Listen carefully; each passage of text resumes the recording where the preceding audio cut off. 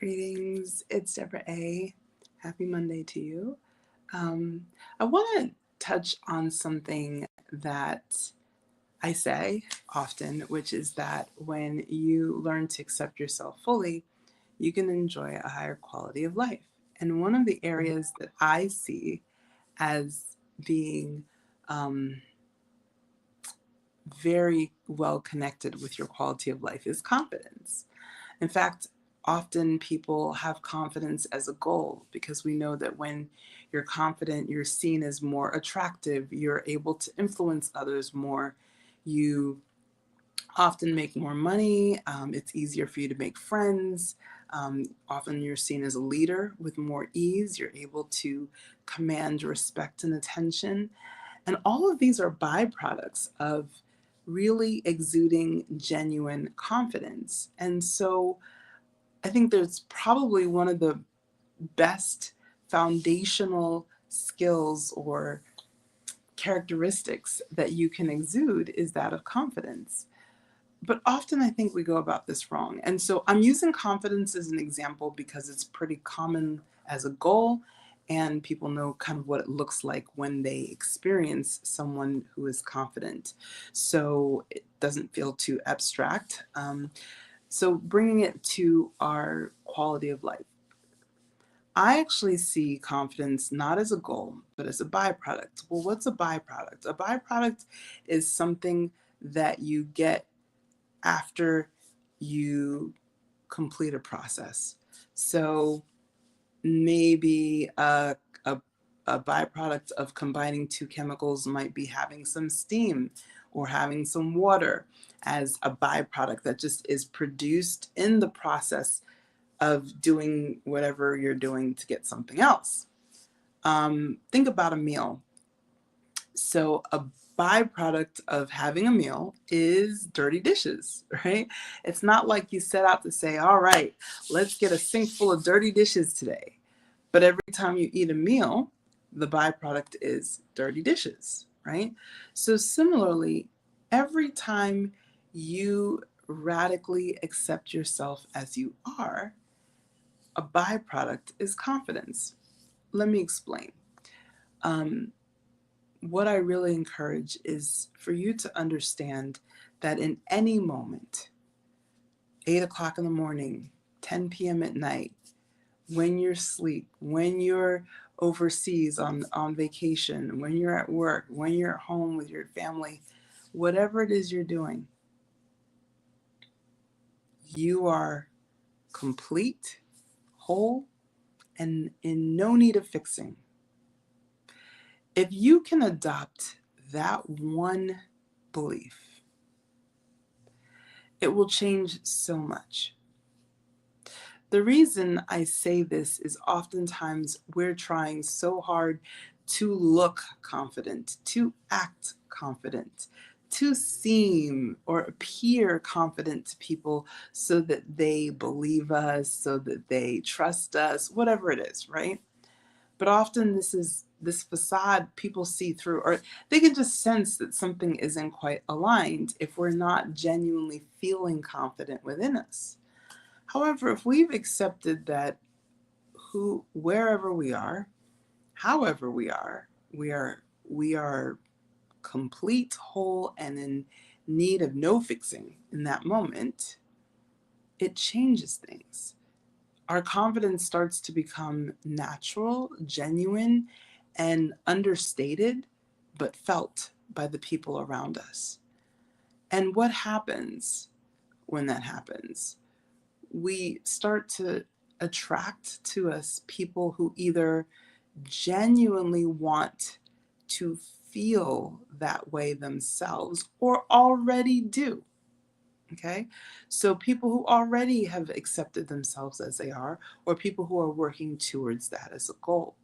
So when we make radical self-acceptance our goal instead of confidence, we naturally become more confident, more influential to others, more sexy, more respected, more seen as leaders. And that's because that's truly all humans, all life is designed to be okay with how we are. That's how we were as children. When we came out the belly, we didn't think there was anything about us that needed fixing. That is messaging that we've gotten over the years.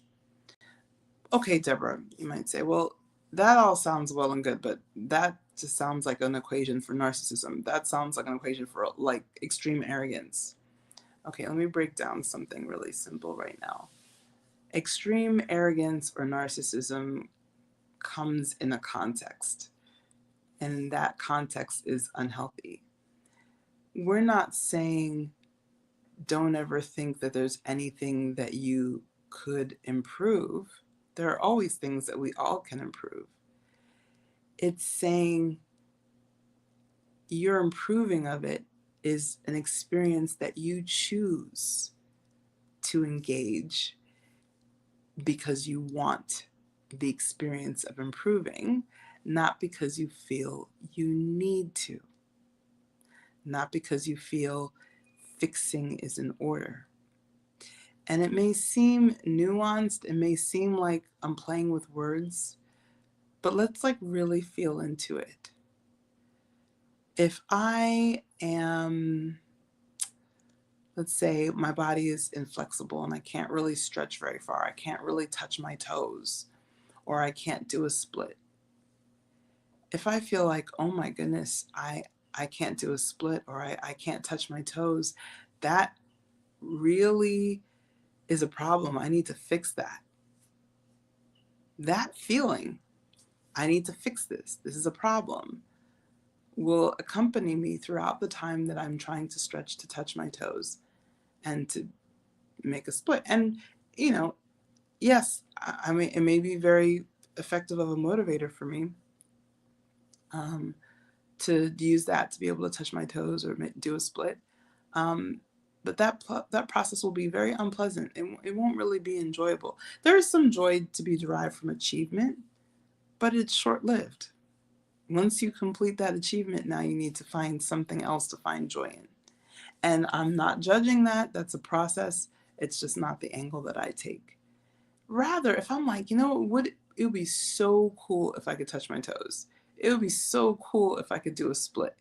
I know it's not going to be easy, but I want to do it. I want to challenge myself to do it.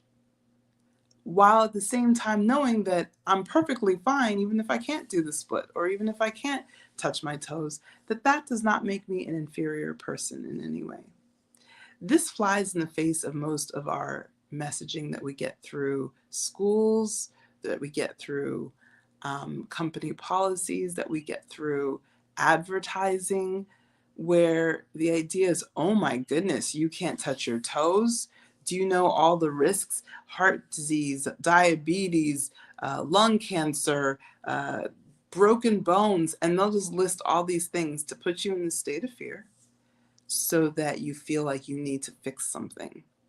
But that frequency is actually not healthy to hold in our system. And a lot of the dis-ease that we find in the world today really comes from not the actual physical ailment, but the lack of ability to be at ease with who we are, that then starts to manifest itself with physical symptoms. So I'm not saying that if you accept yourself fully, you'll never be sick or you'll never have problems. I'm not saying that. But I'm saying that if you make that the goal, confidence is one of many different byproducts that you will get from making that the goal, as opposed to making confidence or punctuality or productivity a goal. Okay. All those things can be addressed by focusing on accepting ourselves fully.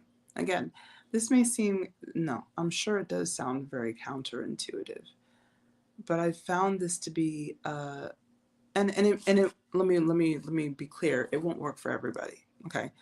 In fact, it won't work for most people because most people are used to the fear-based and violence-based way of operating. But for the people for whom this does feel good, and when I say that with zero judgment. This is not a put down on anyone or anyone's process. If that process works for you, keep doing it, please. I'm more sharing this for people for whom this does not, for whom the fear-based process does not work very well, where maybe you're noticing that your body is getting more physical symptoms manifesting to show you that you're under too much stress, that you're not happy, you're not taking enough time to really truly be okay with who you are. So this is for you if that's the case. It's to help you to start to appreciate that radical self-acceptance is in itself a form of transformation. And the transformation is that you don't need transformation. You may choose to experience a transformation, but it is not necessary. The goal of transformation is not necessary. And when you can really come to this place of being okay with who you are in each and every moment and how you are in each and every moment, more spaciousness, more kindness, more confidence is opened up to you. So if you're if it's clear as mud and you're thoroughly confused, please drop me some questions. DMs are always welcome, or you can drop a comment. But I hope that this opened you up to a different idea. If it makes sense to you, if it feels good to you, there's a worksheet that I have that has a couple of questions that you can ask yourself and a mantra that you can kind of keep with you so that you can start to practice this idea of radical self-acceptance. If you'd like it, just shoot me a message or leave a comment and with the word question, and I will send it over to you. Okay, that's it for today. Much love.